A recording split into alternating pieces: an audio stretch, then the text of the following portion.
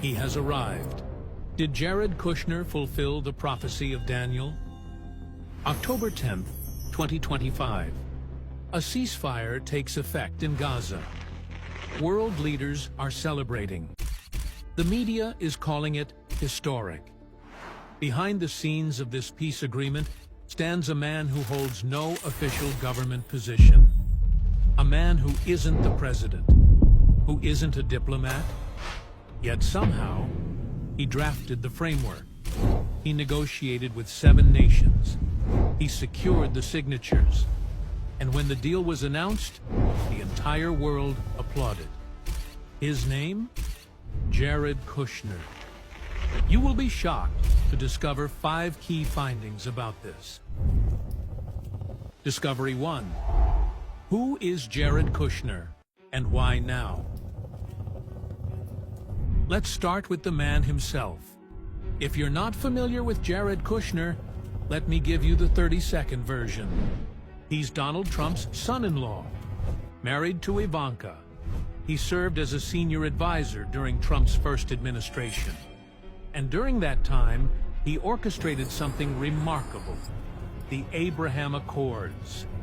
Those were the peace agreements that normalized relations between Israel and several Arab nations: the United Arab Emirates, Bahrain, Morocco, and Sudan. It was unprecedented, historic, and it made Kushner a household name in Middle East diplomacy. But then Trump left office, and Kushner disappeared from public view.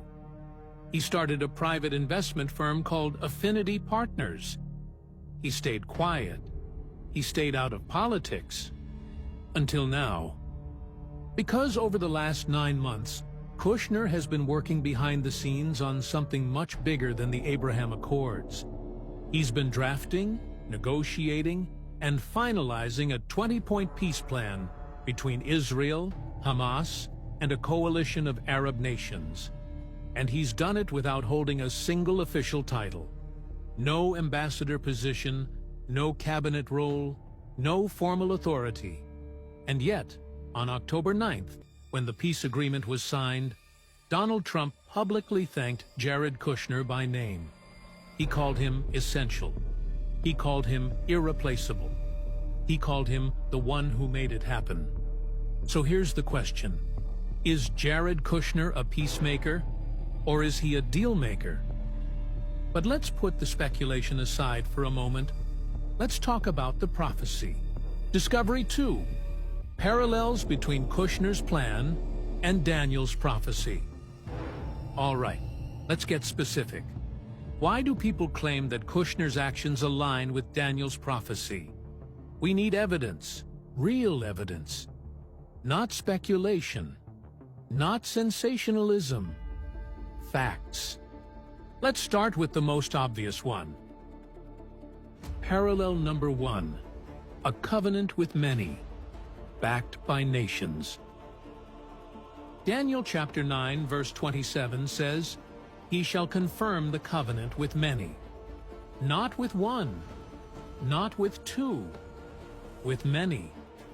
Now, most peace agreements in history are bilateral. 2 parties, 2 signatures. Simple. But this plan? It's the opposite of simple. Let me walk you through who's involved. Israel. Obviously. They're the primary party. Hamas, the militant organization controlling Gaza. Egypt, acting as the primary mediator and hosting the final negotiations in Sharm el-Sheikh. Qatar, providing financial backing and diplomatic pressure. The United Arab Emirates, offering economic investment and regional legitimacy. Saudi Arabia, the silent giant, not officially a signatory, but heavily involved behind the scenes. Turkey, surprisingly cooperative, providing Muslim world credibility. And the United States, overseeing the entire process. That's 8 major players, 8 nations or entities, all signing onto the same framework. And here's what makes it even more striking. These groups hate each other. Hamas and Israel, enemies for decades. Turkey and the UAE, rivals Saudi Arabia and Qatar. They've had diplomatic disputes for years. So how did they all end up at the same table, agreeing to the same plan? One man, Jared Kushner. He traveled between capitals. He held private meetings. He made phone calls. He drafted language that everyone could accept. And here's the kicker. He did most of this in secret. And the word Daniel uses, confirm, doesn't mean create. It means to strengthen, to establish, to make official something that was already being discussed, which is exactly what Kushner did. He took years of failed negotiations and confirmed them into a binding agreement, with many. Now, you might be thinking, okay, but lots of peace agreements involve multiple parties. The Paris Peace Accords had multiple nations.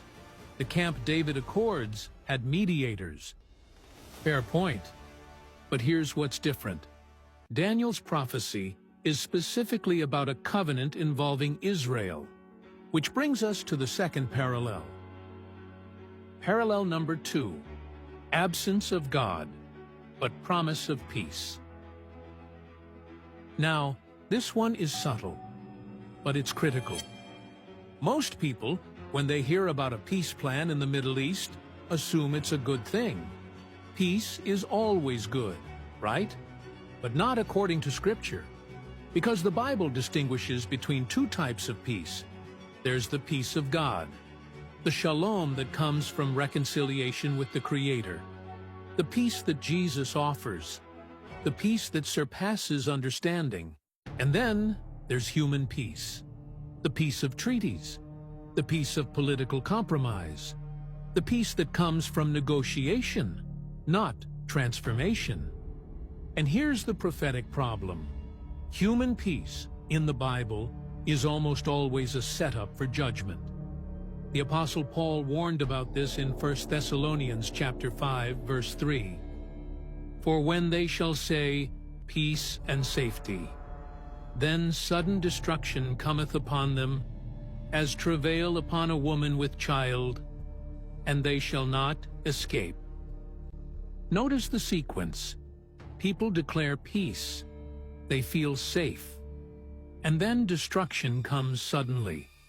Not gradually, not predictably, suddenly.